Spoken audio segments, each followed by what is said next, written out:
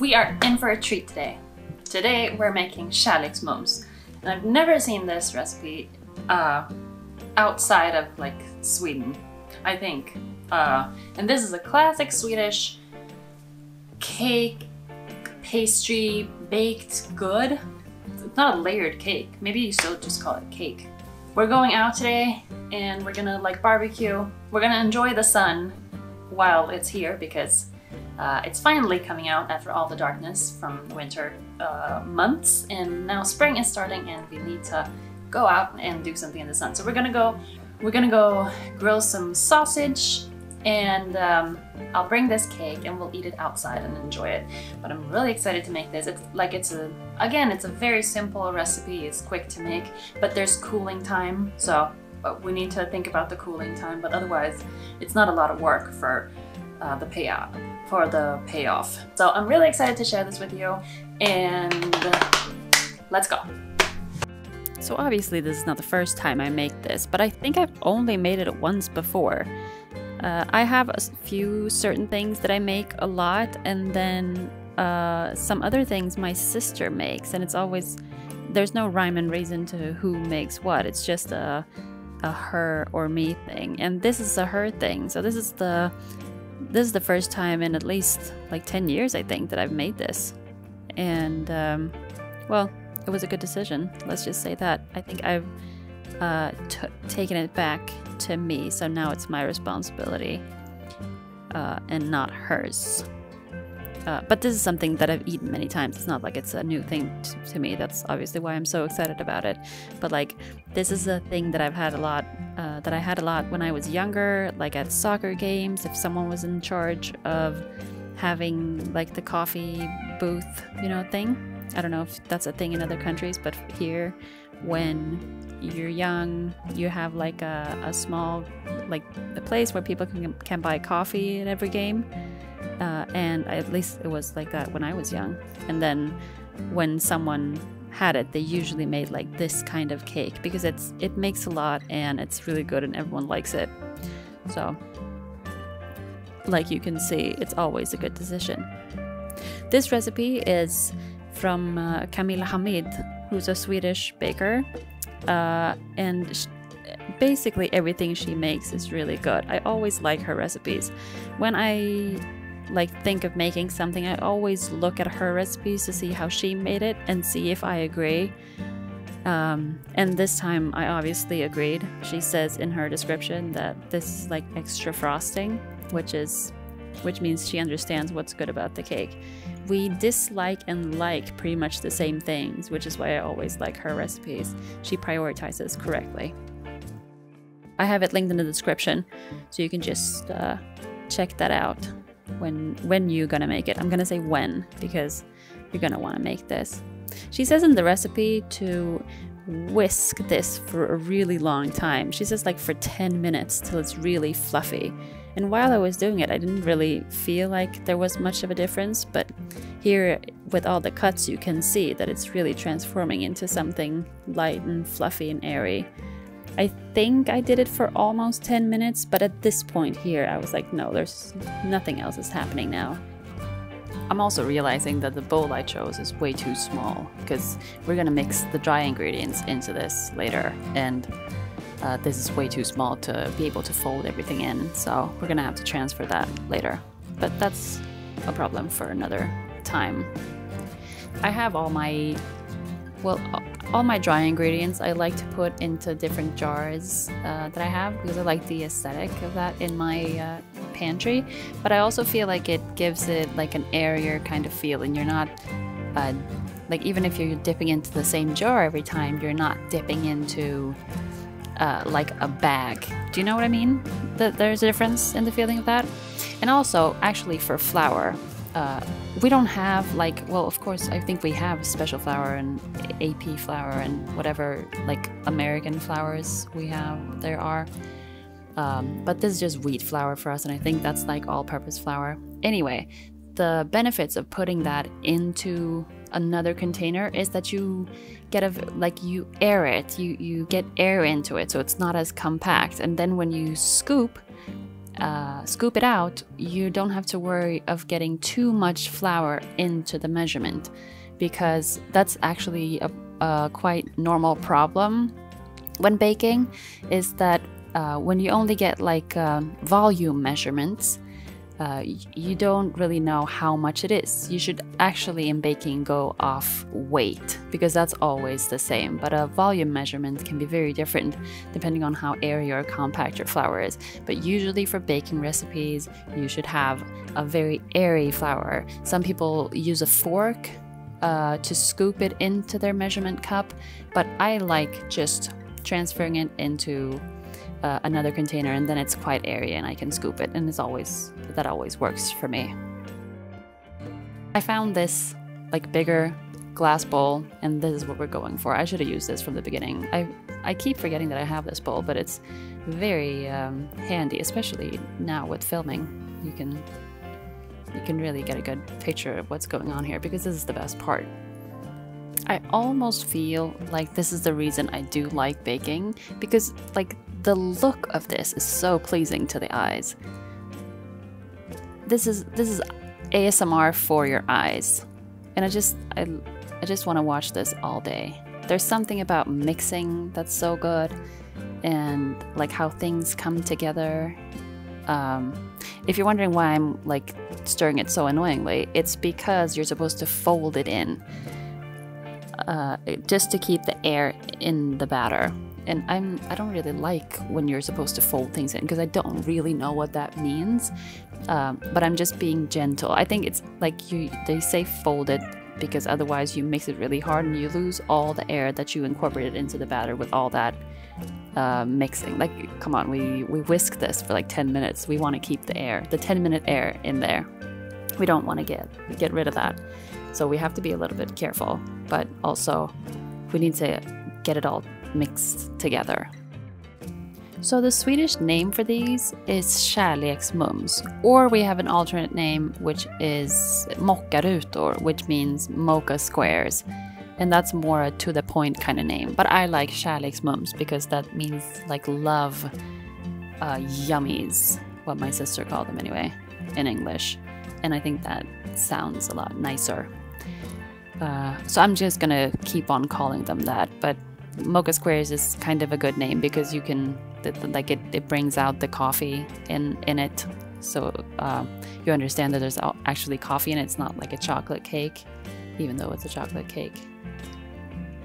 It looks very dry now, so I'll just add in the milk and butter mix.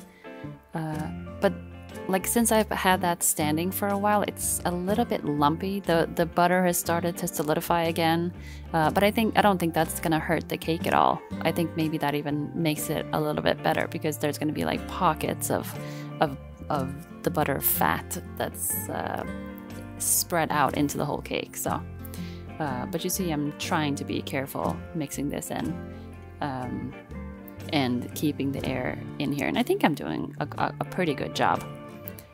But it's time for the oven, and I just lined that baking tray and we put the batter in, and it's kind of satisfying. It's a very strange batter, I think. It looks like a meringue almost, a soft meringue or something. But I think this is how we see that we actually did it properly, that we didn't ruin all the air. Because you can see like the air pockets are in there when I scrape this to the sides. My tray is a little bit too big. She said it should be 30 times 40 centimeters, and mine is like 35 times 40 or something. So I don't really want to spread it all the way towards the edges, so I'll just try to level it all and see if it floats out. I have a similar like cookie that has a similar dough to this that really floats out, and I'm thinking that this is gonna float out as well. But as we can see, it did not. Maybe a little bit it did, but basically it held its shape, which is good to know for future reference when you make this. So we moved on to the frosting, which is obviously the part I'm most excited about. Krikan came and took the sausages out of the freezer for our picnic, for our outing today. So she's here helping out in the background. Not really helping out with the baking so much, but talking to me and helping out with asking when the cake is done. And she also handed me the butter, so you know, she did something. It wasn't really melted, so I whipped it to finish off the melting process, and then we're just gonna put everything in here. And I'm not really the cleanest of cooks, but this is another good mixing moment. Like sometimes I just do things unnecessarily, like this whisking is totally unnecessary. But I just like seeing it coming together. So I have the salt, and there's no salt in the recipe from her, but I feel like you should always add salt into your baked goods. It's always it always elevates it. I should have added it into the actual batter as well, but I forgot because it doesn't say so in the recipe, so then I don't really always remember to do it, but I remembered into the frosting. And it's a good decision. And I also want to talk about the vanilla powder that you saw. I think that this is kind of a at least Scandinavian thing, or maybe Swedish thing, or maybe it's a European thing. I don't really know if the rest of Europe has vanilla powder. But it's like powdered sugar mixed with vanilla. And I know, like America, you use vanilla extracts, and we use vanilla sugar. And I think that's a little bit cheaper than vanilla extract, because I think vanilla extract is quite expensive for what you get. But vanilla sugar is like fake vanilla. So I know it's not the best thing maybe, but for something like this, when you're not actually going to taste the vanilla that much and you're not going to use that much, it's I think it's quite a good thing to use. So to get the most out of the frosting, I make these holes into the cake all over, and maybe I went a little bit overboard, but you know, who cares? The reason why I do this is because I want the frosting to get into the cake, so it's not just sitting on top, but it actually kind of blends into the cake as well. It's not going to be like a pool of frosting in there, but it's still gonna like melt into it a little bit better. I didn't have the patience to actually wait for this to cool properly, so it wasn't completely cold when I put the frosting on, which, like, it's kind of good because the frosting can be quite cold and still glide out like this. It's so glossy and beautiful, but the thing is that I'm afraid that it's gonna fall off the edges, so I don't want to put it all the way to the edges. You see, it's starting to like drip a little bit, and I don't want to waste any frosting. So it works when it's a little bit lukewarm, but if you wait till it's like completely cold, it's gonna be easier for you to get a good spread.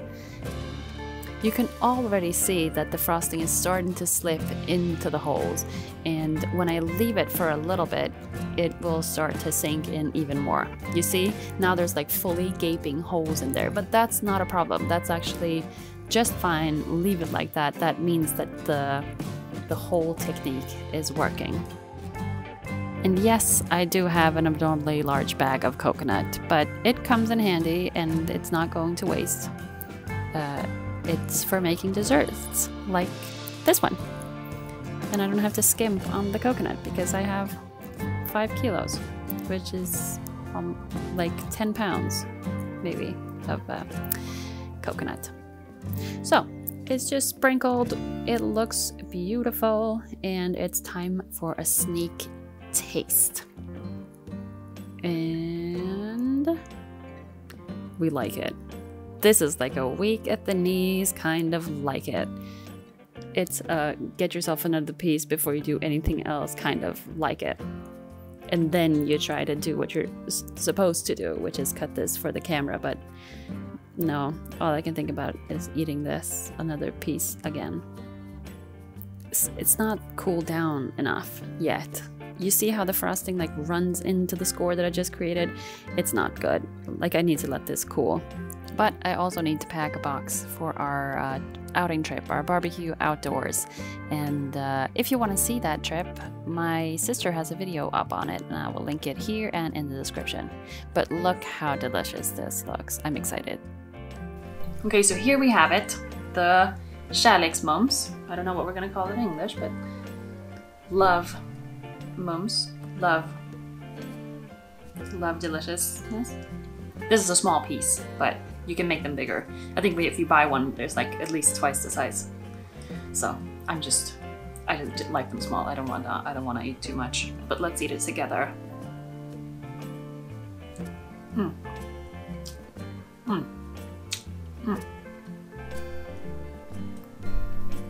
That frosting, there's nothing like it. This frosting is fantastic. You can see the cake is like moist and airy, so I think we succeeded with the whipping of the whole thing. It's not dense, it's like light and airy, but it doesn't taste like much. It's very bland. It's a carrier for the frosting, but the frosting is delicious. The frosting is what you come here for. This is a good recipe because it's a lot of frosting. Like, there are some recipes where it's like the frosting is just so thin that it's completely missing the point. That's for people who like the sponge cake. I'm not a big fan of sponge cakes. Well, when I say not a big fan, I mean I'm not a fan at all. I would never eat that. If I make a carrot cake, I eat it for the frosting. This I eat for the frosting. Everything is for the frosting. And no, this is good. This is a good cake. You should make it. And you should invite everyone you know over to have it. So if you're a frosting person, make it. If you're a sponge cake person, maybe half the, you can half the frosting or keep it the way it is. I don't know. But I don't know what to say about this. It's a genius cake. Everyone should be able to make this and it should turn out good. I've had 5 pieces. I say I eat the small pieces. That's not true because I eat 5. Go make it. It's worth it. Just trust me. Just make it. Okay. Thanks for watching. Bye. Okay, it's dessert time. Before the food. Because I think the dessert is better when you're hungry. Here we go. I'm going for a middle piece. I think this is the taste. That one. It's gonna be very, very gooey. Yeah.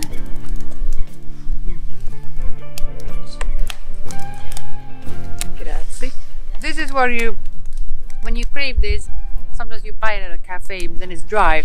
This is what you want it to taste. This is what you think you're gonna get, but you don't. But this time I did. 10 out of 10. Right? More over there. More over here, more over here.